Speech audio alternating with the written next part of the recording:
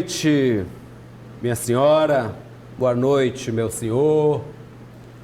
Quinta-feira, 7h15, 7 e pouquinho da noite. Hora dessa, nesse nosso Maranhão tão grande, quantas pessoas estão com o pé na lama?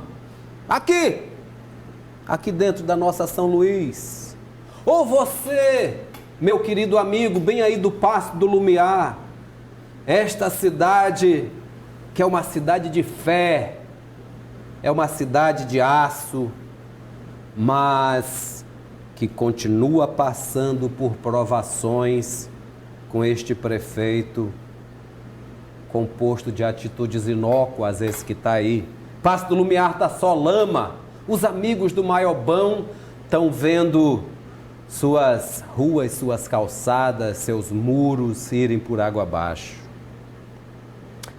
Mas, infelizmente, não é só aqui na nossa capital.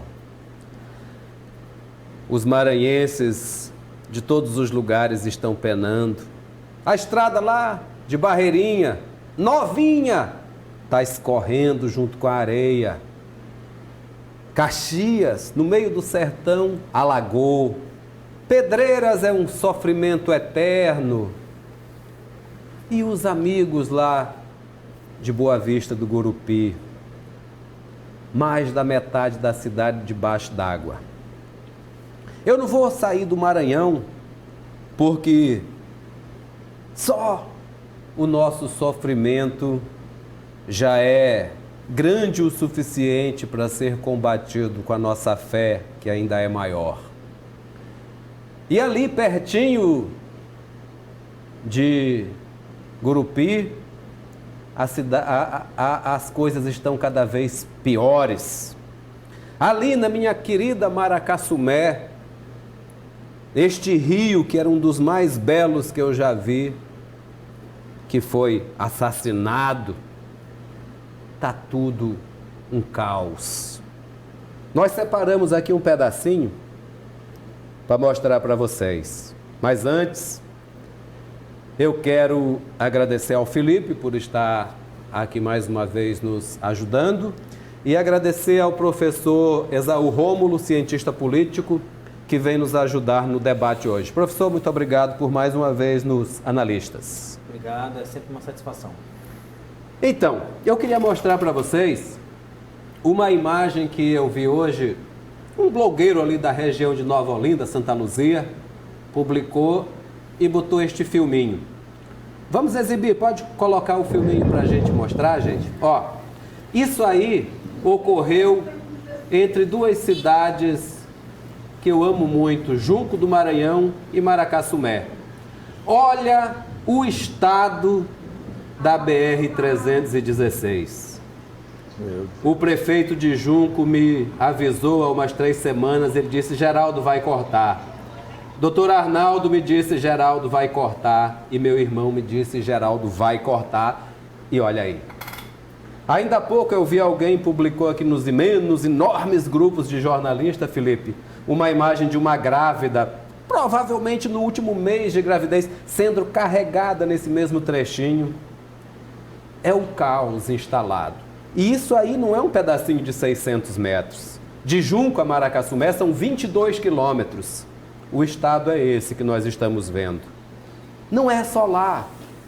Como eu falei, aqui são vários lugares sendo dissecados na sua ordem, nos seus direitos. Todos os maranhenses sofrendo. Ainda há pouco alguém postou uma imagem desse mesmo lugar e alguém dizendo que o governador Flávio Dino abandonou as estradas. Essa o governador não deve. Essa aí é a BR-316, uma estrada federal, uma estrada importantíssima que liga Belém a Salvador, atravessa o Nordeste inteiro, liga o primeiro estado do Nordeste, a Bahia, ao primeiro do Norte, o Pará, e é esse o estado que a gente vê. A responsabilidade é do DENIT, é do governo federal. Tudo bem, o governador tem que correr atrás, e ele corre, mas a bancada de deputados maranhenses tem que ir lá exigir que as estradas maranhenses não passem por isso. As estradas maranhenses de responsabilidade do governo federal. Todos têm responsabilidade. A senadora Elisiane, o senador Everton, o senador Roberto Rocha, eles têm o dever e a honra de lutar pelo Maranhão para que as nossas grávidas não passem os seus partos no meio da lama.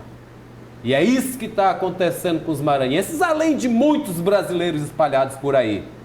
Estão parindo na lama, estão vivendo na lama e morrendo na lama. Não é isso que nós queremos. Nós estamos com um novo presidente que completa hoje 100 dias de governo. Qual é a esperança que os brasileiros podem ter de que isso vai melhorar? Vamos começar pedindo a palavra de uma forma geral ao professor Esaú. Professor, a gente pode contar com alguma coisa além de esperança de que o Brasil melhore? Olha, nesse contexto tão difícil em que principalmente a articulação política ela é criminalizada nas suas mais diversas instâncias, me parece que é um momento de muita reflexão, né? Porque a gente não vai conseguir chegar ao básico, porque, por exemplo, eu percebo que a questão principal que você está apresentando aí, que é uma demanda por infraestrutura, ela é uma demanda que envolve políticas concorrentes, né? Por exemplo, a estrada, ela é uma responsabilidade da União, mas você percebe que há uma necessidade de que a bancada federal, né, do Maranhão se articule em torno disso. Então, em que medida que a gente consegue ou não ter alguma convergência sobre a gravidade dessa situação a despeito das disputas ideológicas que hoje existem, né? Então, acho que assim, é um debate muito, muito profundo que a gente precisa realizar dentro desse contexto que o Estado do Maranhão vive. Então, pegando esse gancho político, né, nós não vemos a operacionalidade, né? As 30 e poucas metas que foram dadas, somente a infraestrutura cumpriu essa meta, que foi simplesmente terminar um processo de privatização, né, que eles chamam de venda, que já é um equívoco, porque não é uma venda, é um processo em que cede-se para que seja implantado o dinheiro da iniciativa privada e eles tirem seu lucro com o tempo. Mas dentro desse processo há um processo muito mais pernicioso, que é o processo político, em que está faltando habilidade em todos os sentidos. E pior do que esse, existe o processo que os jornalistas especializados, e nós também temos feito essa leitura dentro do Jornal Imparcial e das colunas políticas, do golpe, que é os generais junto com o vice-presidente, que hoje é chamado carinhosamente de mozão pelos banqueiros e empresários, né? Aplicando todo um processo de, vamos dizer, agradável relação com a imprensa e com a população. O senhor vê que hoje, fora essa falta de habilidade política do Palácio do Planalto, existe um golpe sendo aplicado que em pouco tempo, em médio prazo, nós podemos ter uma mudança política radical nesse país? Eu não chamaria de golpe. Eu costumo dizer que uma das características do bolsonarismo hoje, né, já enquanto gestão, né, é esse montante de vozes que são dissonantes. E na ausência de um projeto político, na ausência de um projeto governamental para o país, existem diversas forças que disputam o protagonismo dentro desse próprio governo. Então, uma força que disputa o protagonismo disso é o militarismo. Esses 100 dias de governo, Bolsonaro já repreendeu diversos ministros, já caíram 2, mas nenhum ministro militar foi sequer alvo de nenhuma crítica. E, por outro lado, a gente tem um grupo dos ideólogos aí, que a gente está chamando de olavistas, que disputam espaço entre os militares. Por que isso acontece? Por que há tanta divergência? Porque não há um projeto orientado. O núcleo mais próximo do presidente, que a gente chamaria de que a gente poderia chamar de um núcleo duro do Palácio do Planalto, não tem um projeto específico. A gente não tem, a gente não conseguiu enxergar ainda o que se quer fazer com o país. A gente costuma dizer que na política não existe espaço vazio. Então, as forças que compõem o governo, aí vamos lá, ruralistas, bancada protestante, militaristas, olavistas, veem na fragilidade dentro desse próprio governo uma oportunidade de colocar a sua agenda. Como não há uma consonância entre essas forças, eles estão disputando aí, usando todas as suas armas, né? De redes sociais, influências, até onde isso vai. Não dá para a gente olhar agora qual que é o sentido, qual que é o vetor dessa mudança. Eu consigo enxergar que há uma disputa muito grande. E enquanto a gente não consegue, enquanto o governo não consegue se estabelecer em torno das suas metas, a gente tem uma paralisia institucional tremenda, né? Professor, o Bolsonaro disse que não ia fazer aquela política do toma lá da cá. Aquela história de distribuir os cargos federais nos estados, né, Felipe? Coisa que a gente vem vendo nos últimos todos os governos. Ele disse que o governo dele ia ser dele, que ele ia colocar quem ele quisesse, bibibi, bababá, e depois disse que ia negociar não com os partidos, mas com as bancadas temáticas, né? Que isso é o quê, meu senhor e minha senhora? A bancada evangélica, a bancada ruralista. Bancada por afinidade. Exato. Por afinidade de pauta. Mas parece que nem isso ele conseguiu. Como é que o senhor avalia essa questão da negociação executivo-legislativo no governo Bolsonaro? A questão que a gente coloca desses 100 dias é que ainda se encontra num... o presidente é um presidente candidato, ele ainda se encontra no discurso de campanha, né? E o discurso de campanha dele, por ser um discurso antissistema, por ser um discurso outsider, ou seja, de fora, né, que ele se coloca como de fora da política, ele precisa propor uma alternativa para o presidencialismo de coalizão. O que é o presidencialismo de coalizão? O presidente precisa ter uma maioria mínima, uma coalizão mínima no legislativo. Ele precisa de apoio para isso. Então, como é que ele vai negociar? Ele vai negociar através de incentivos e recursos políticos.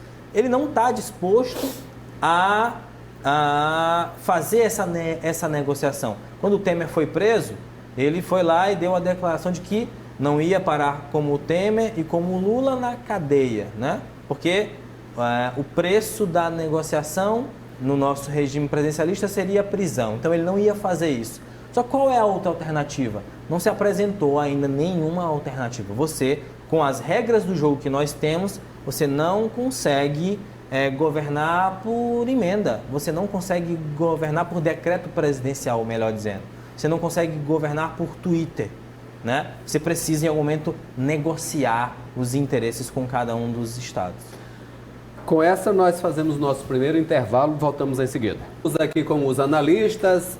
Hoje recebemos o professor Esaú Rômulo, cientista político, e nosso amigo Felipe Klan compõe a nossa bancada. Avaliamos os 100 dias de governo do presidente Jair Bolsonaro e os problemas aqui da nossa comunidade de São Luís do Maranhão que são afetadas por essas decisões do Planalto.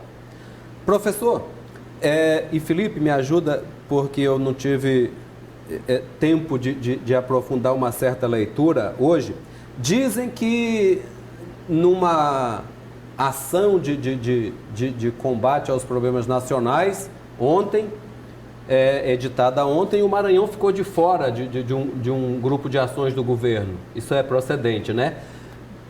Como assim? Como que um estado tão necessitado de ações urgentes como o Maranhão fica de fora de uma ação do governo federal, professor? Até melhorando a pergunta, não, professor, Felipe. me pergunta que nós vivemos um fenômeno, né, para não dizer uma catástrofe.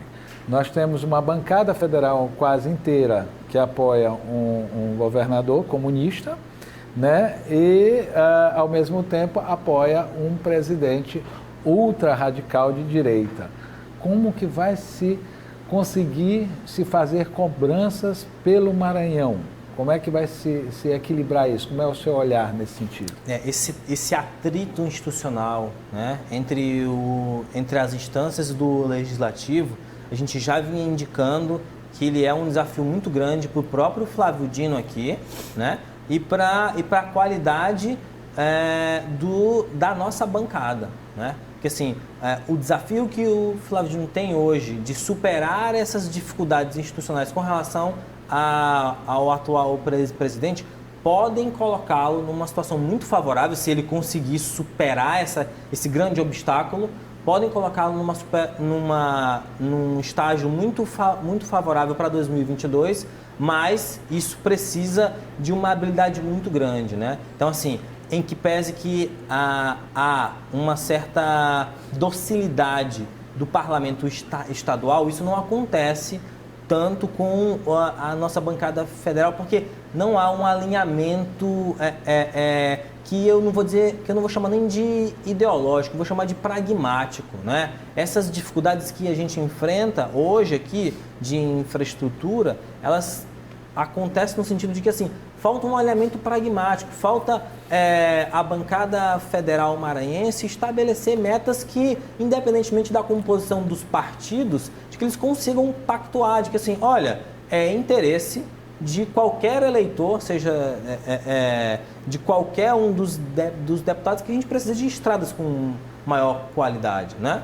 Então, assim, isso é uma pauta que está para além de qualquer divergência ideológica.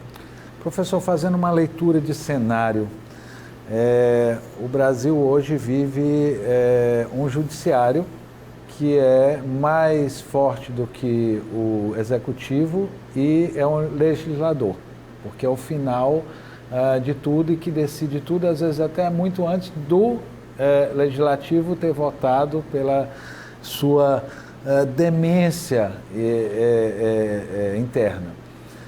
Normalmente nos países, as grandes mudanças, né, as grandes reformas acontecem a partir da população.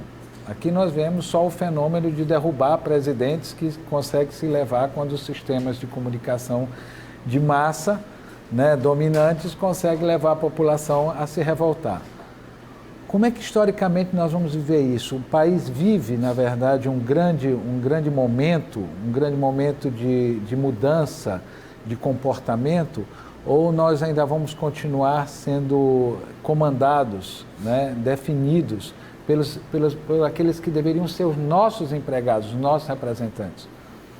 Eu sou meio repetitivo nessa tecla quando eu digo que, do ponto de vista internacional, nós somos uma democracia frágil. Nós somos uma democracia frágil porque a gente não conseguiu, de 89 para cá, fazer uma transição democrática entre grupos políticos, né? Entre uma das definições mínimas de democracia que a gente pode estabelecer, do ponto de vista formalista, é que uma democracia é um sistema em que os partidos conseguem perder eleições. Você perde a eleição, mas você sabe que as instituições vão garantir a normalidade e condições justas em que você pode, lá na frente, ganhar a eleição. Isso não aconteceu aqui. O que aconteceu? O Collor foi eleito, impeachment. A gente teve o PSDB governando 2 vezes e o PT governando 2 vezes. Quando a gente teve a possibilidade de voltar para o PSDB, isso não aconteceu. Não aconteceu porque a população entendeu que a Dilma seria eleita. Então, quando a gente teve a possibilidade de voltar para um período democrático, para consolidar essa transição entre 2 grandes partidos, a gente sofreu um outro processo de impeachment. Então, essa fragilidade institucional, ela vai fazendo com que a gente não consiga ser um projeto de nação. A gente não tem. Isso era uma pauta lá do Dom Pedro II. Era um anseio dele, né? Que a gente tivesse uma burguesia local, né? A nossa burguesia até então era portuguesa. Que a gente tivesse uma elite intelectual e que a gente tivesse uma característica de nação. A gente não consegue ter entre os grupos políticos que disputam o poder um consenso. Hoje, qual é que é a grande dificuldade? O maior ministério, o MEC, está paralisado. Por quê? Porque a gente não consegue ter um consenso sobre o que é um currículo base. O que é uma prova como... O que uma prova como o Enem tem que ter? Então, assim, ela é ideológica demais, ela é fraca demais, ela é comunista demais, ela é de extrema-direita demais. A gente não consegue ter um diálogo uma esfera, que eu vou chamar aqui de uma esfera pública qualificada. A gente não consegue ter isso. E aí a gente vai criando esses entraves, por quê? Porque enquanto o Executivo e o Legislativo começam a bater cabeça, a gente tem uma oportunidade muito grande para, como você bem indicou, o Judiciário ser um protagonista. E numa democracia fortalecida, numa democracia consolidada, o Judiciário nunca é o protagonista. Num jogo de futebol, quando o juiz é a estrela, o jogo foi ruim. Que nem aconteceu nos 2 últimos jogos do Fla-Flu, que o juiz teve um protagonismo além do que ele queria. E com o Vasco também, viu, Juninho? Por quê? Qual é o problema com o Vasco? Vai começar uma discussão política não ou futebol? A questão é, o juiz do não jogo pode aparecer. Não é para aparecer. Quanto menos aparecer, melhor. E quanto mais ele aparecer, tem algum problema. Pronto. Meu senhor, minha senhora, ele citou aqui os tempos de Dom Pedro II. Faz 130 anos, 140 anos que a monarquia caiu, lá em 1889, e nós criamos um governo republicano, civil, e que eles começaram a fazer eleições para presidente. Naquela época, analfabeto não votava, os descendentes não votavam, descendentes de escravos não votavam, ou seja, negros, as mulheres não votavam, quem não tinha renda não votava. Na primeira eleição para presidente do Brasil, se eu não me engano, 2,5% da população apta a votar votou. Na segunda, 0,9% votou. O presidente brasileiro foi eleito com 10 mil e poucos votos. Hoje em dia, aqui em São Luís, um vereador com 10 mil se elege, mas em São Paulo, 10 mil votos não elege um vereador. Então a gente vem construindo um Brasil tentando tapar esses buracos, e hoje em dia as mulheres votam, os negros votam, os pobres votam, os imigrantes alemães votam, os analfabetos votam, todo mundo que tira um título pode tirar o seu título de eleitor e votar. E o Brasil continua elegendo exatamente as mesmas pessoas que elegia lá na primeira eleição no final do século XIX. Professor, esse aqui é só para esclarecer um pouco os nossos eleitores desse processo, de uma forma muito resumida. Nenhum professor de história não venha puxar minha orelha, aqui foi só uma coisa de televisão para a gente resumir. A gente vem tentando tapar as lacunas do que a gente acha que é o problema e continuamos elegendo os mesmos tipos, professor. Os franceses estavam certos de que nós não temos um povo? Muitos historiadores e cientistas políticos já disseram isso. É apenas uma provocação. Faça sua análise a esse respeito. A minha análise, para ser o mais sucinto possível, eu sou um defensor do voto obrigatório.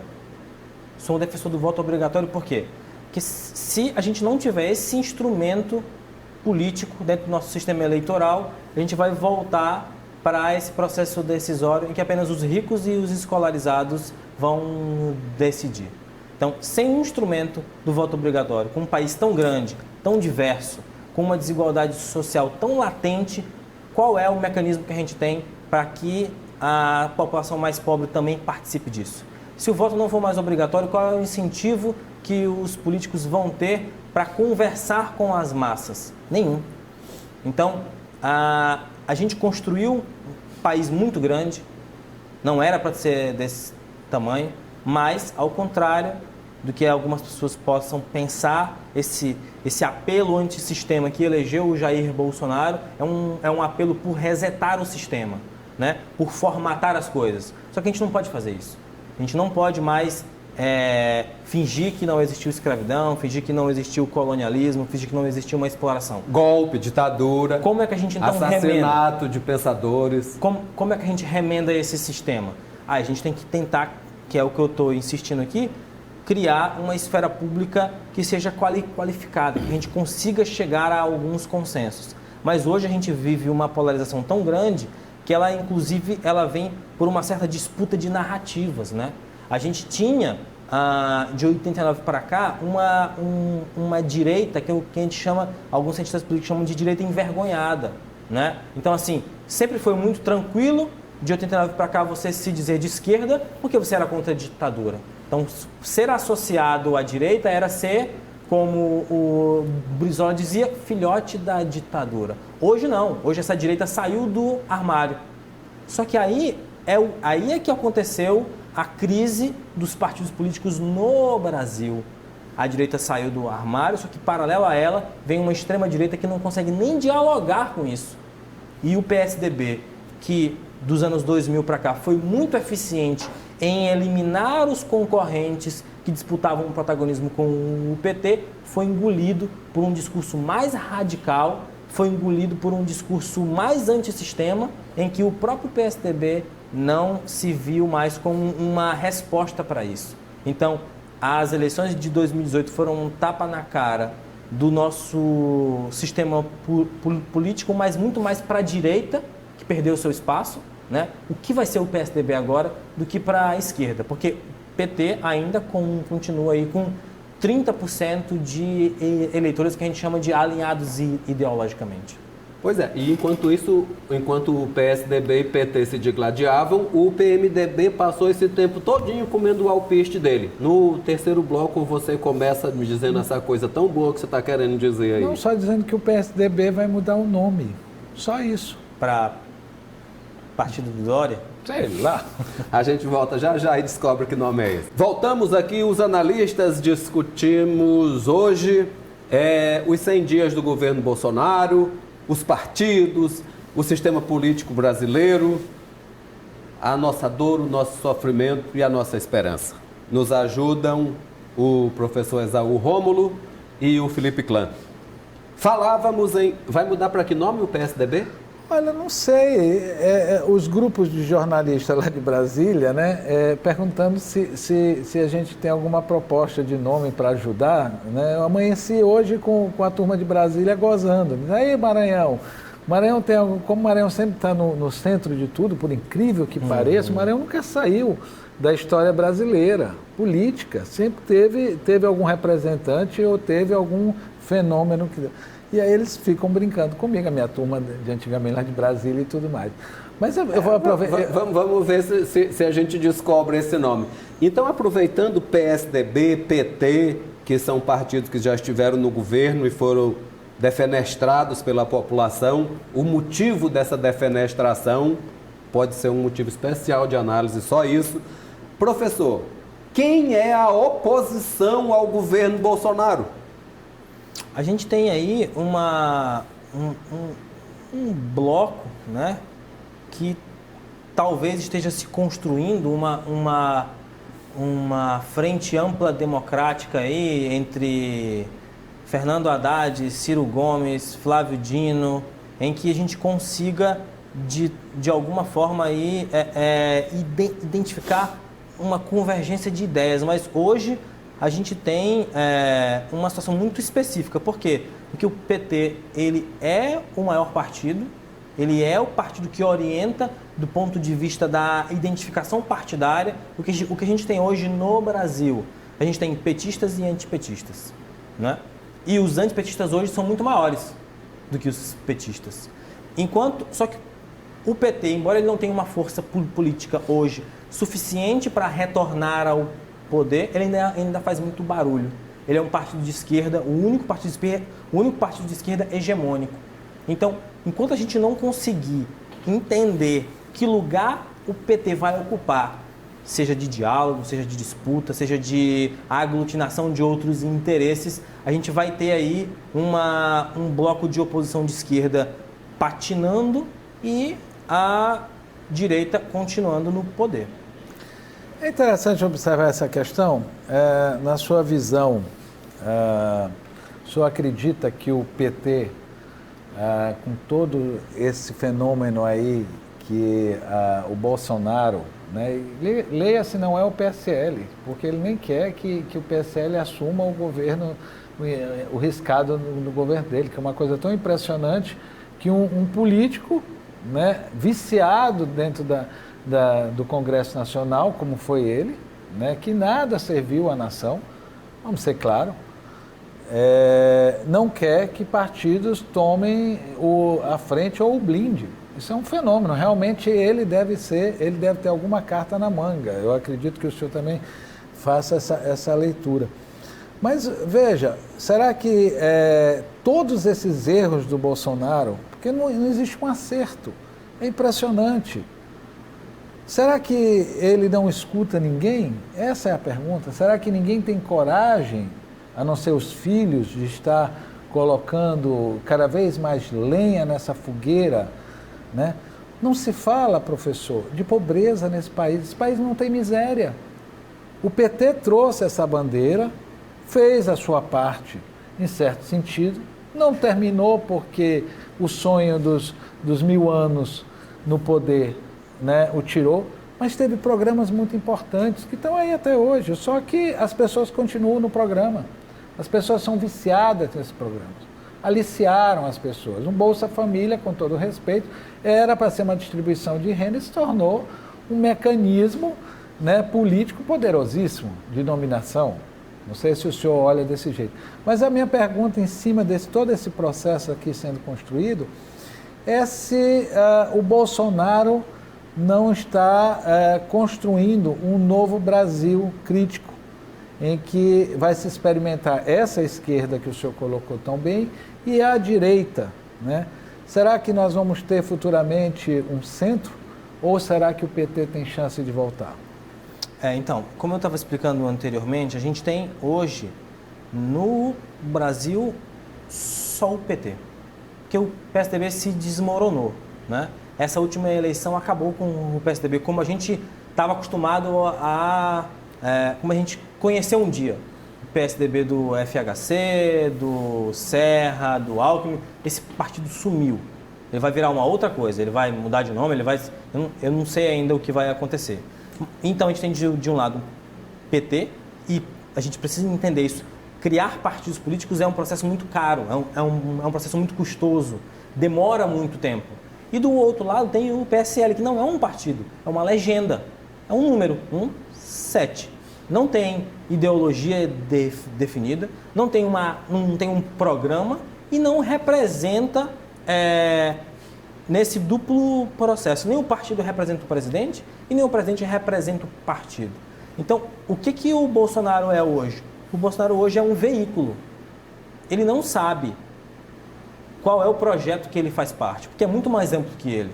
Ele faz parte de um projeto conservador, militarista e em algum aspecto ideológico. Então, como eu já disse no bloco anterior, tem uma série de forças muito maiores, muito mais capazes que ele, que estão disputando essa narrativa. Ele é um veículo, ele é a possibilidade que os militares encontraram de alguma forma, recuperar o prestígio com a sociedade brasileira.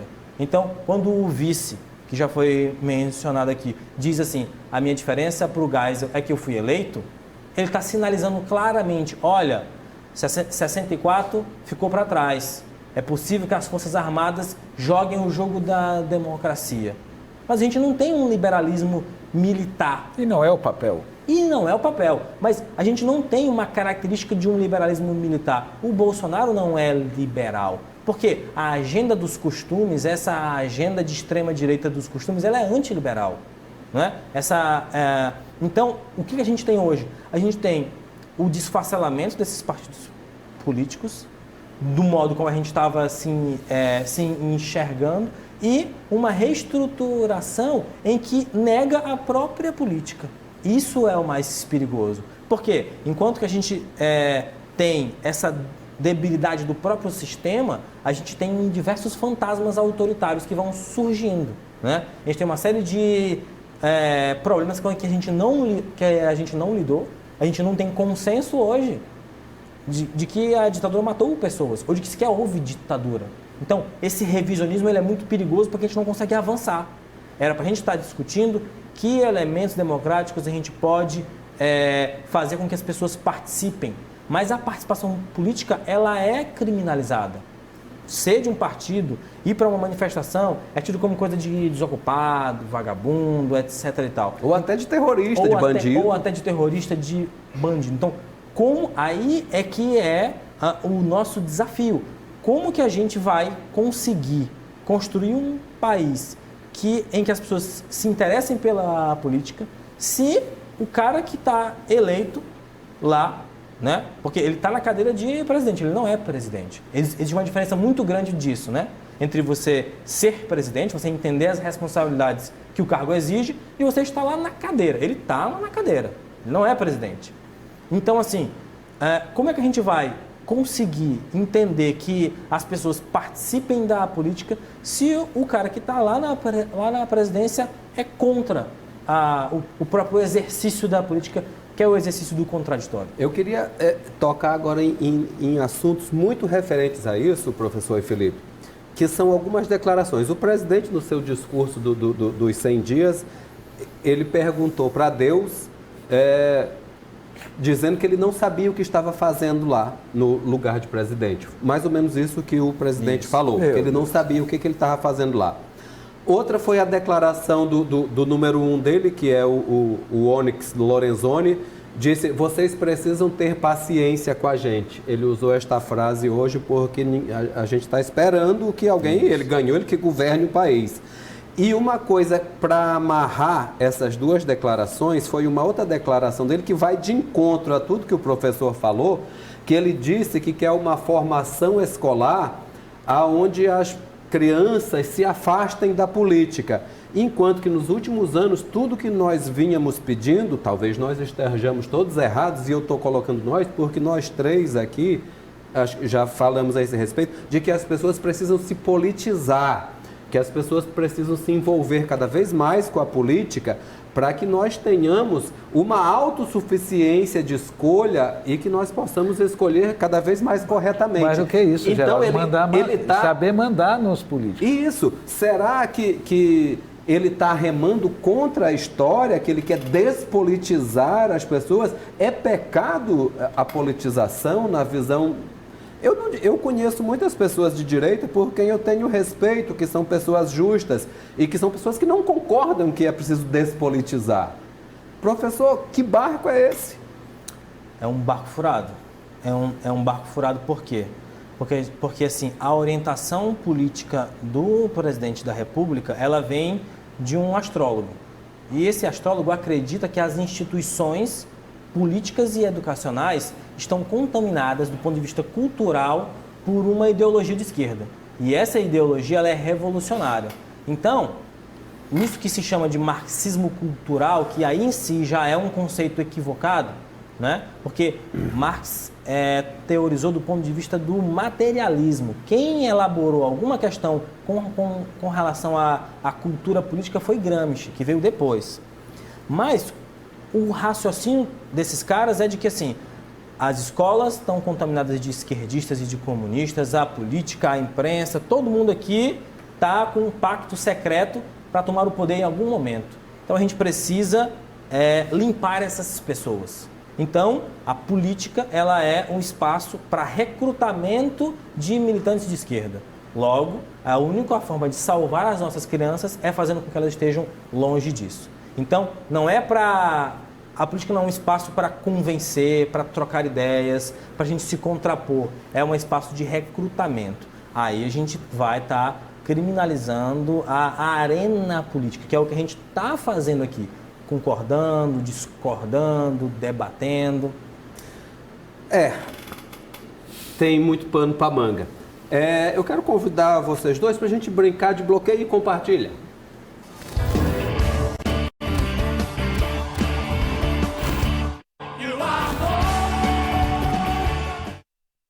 Vamos ver de uma forma rápida o que a gente pensa a respeito dessas pessoas. Bem aí. Primeiro nome aqui. O novo ministro da Educação, o operador do mercado financeiro, Abraham Weintraub. O senhor bloqueia ou compartilha, professor? Repete aí o nome, por favor. Abraham Weintraub. Tu treinou. Tu é alemão como eu, mas tu treinou. Alles gut, wie geht's? Eu estou te vendo. Professor. Bloqueio. A gente abriu um precedente muito ruim no Ministério da Pior do que o outro, Educação. professor? Acho pior do que o outro. Nossa Senhora. Vamos esperar 100 dias para ver. Segundo nome. O maior adversário brasileiro do presidente Bolsonaro, governador Flávio Dino. Compartilho. Acho que Flávio Dino, em 2018, das 217 cidades do Maranhão, perdeu só em 2, elegeu os nossos últimos 3 senadores e é uma força política que vai ser lembrada durante o século XXI inteiro. Terceiro nome. O ministro da Economia, Paulo Guedes. Lula não roubou. Ele disse Nem que um Lula tostão, não né? roubou nem um tostão. Isso é uma O que você acha do Paulo Guedes? Bloqueio ou compartilho? Bloqueio também. Acho que é uma visão mercadológica sobre a política que ignora o próprio legislativo. Ele já deu vários sinais de que se a reforma não for do jeito que ele quer, ele tem uma outra vida, ele tem outras coisas para se fazer. E quando, na realidade, o texto da reforma precisa passar pelo legislativo, precisa ser exatamente discutido e debatido. Então, a sinalização dele de que, se não for do jeito que eu propus, eu estou fora, ela é uma ameaça às nossas instituições políticas. Pô, quem não sabe brincar não desce pro playground, né? E Felipe? é zangado. E é para a mãe, para o filho e para o Espírito Santo. Entendeu? Vamos ver o último nome. Tá aí, ó. O homem que tem dialogado até com o Guedes, mas dificilmente ele tem dialogado com o Bolsonaro. Rodrigo Maia, bloqueia ou compartilha? Compartilho. Eu acho que nesse momento tão difícil, o Rodrigo Maia tem conseguido, no mínimo, garantir que as coisas sejam discutidas ainda, né? Não simpatizo com a agenda que ele tem, não simpatizo com as ideias que ele professa, mas no posto de presidente da Câmara ele tem feito algumas conduções importantes. Bela análise, né, Felipe? Essa? Não, eu ia até perguntar para ele se teria sido um bom pré-candidato, né? Porque eu assisti uma entrevista dele muito interessante, quando ele coloca que ele observou sozinho, que foi uma decisão sozinha dele, que ele estava fazendo um papel ridículo sendo pré-candidato a presidente. Ele disse, o que eu tinha para ser pré-candidato? Realmente, mas vem de toda uma linhagem estranha, né? Eu acho que o Rodrigo Maia é um picolé de chuchu um pouco mais temperadinho. Professor, muito obrigado. Brilhante sua colaboração hoje. Muito obrigado. Obrigado. Estou sempre à disposição. Né, Felipe? Estaremos sempre. Parabéns. Prazer conhecê-lo. Obrigado. Obrigado ao senhor e à senhora que não sei se tem tido paciência com a gente, porque nós estamos aqui na luta. E é sério. Ninguém aqui está brincando. A gente trata tudo com muita suavidade, com muito republicanismo. Nós aqui acreditamos na democracia. Semana passada, um entrevistado me chamou de monarquista. Anteontem, um assessor, um colega, me chamou de comunista. Algumas pessoas me chamam de anarquista, mas eu não sou nada disso. Eu sou um grande democrata. Eu, pessoalmente, estou sempre disposto a trazer para a nossa arena pessoas dos mais diferentes pensamentos e a ouvir todos. E eu leio livros muito diferentes um do outro.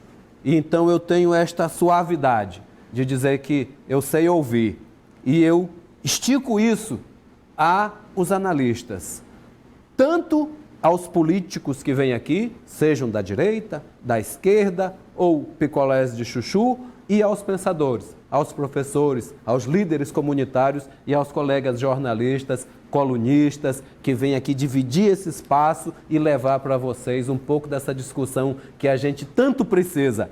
A política não é suja, a política é linda, é que nem a fé. A fé é sempre linda, ela está dentro da alma e do coração das pessoas. Se ela está corrupta, é como o Padre Antônio Vieira nos ensinou.